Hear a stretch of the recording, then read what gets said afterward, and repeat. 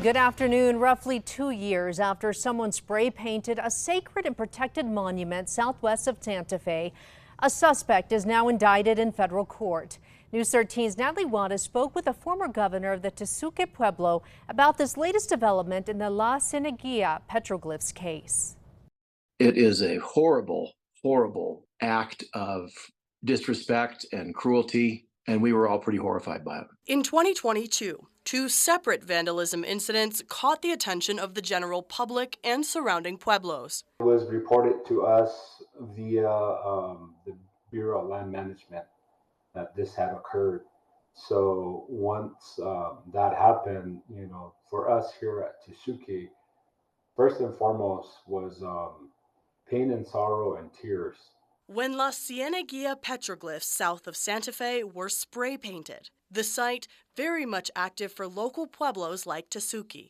Tesuque maintains its ties to the petroglyphs through active pilgrimages, stories, songs, and prayers. They're irreplaceable once damaged. How can anybody go back out there and replace? You can't. These are not places that were used once upon a time, but they're places that are currently used for spiritual practices. And I think a lot of the public doesn't understand that.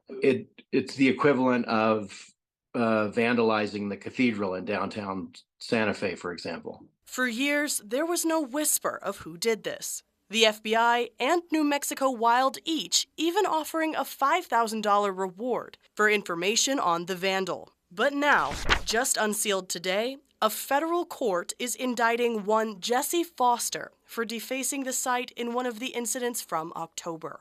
The news welcome to those interested in preserving the sacred site.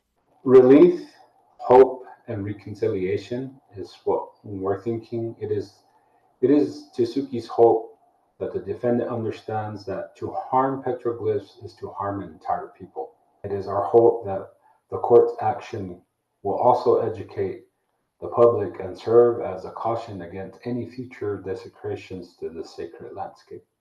It is a hate crime that there should be zero tolerance for, and the person that did this should be punished to the fullest extent of the law. Natalie Wattis, KRQE News 13.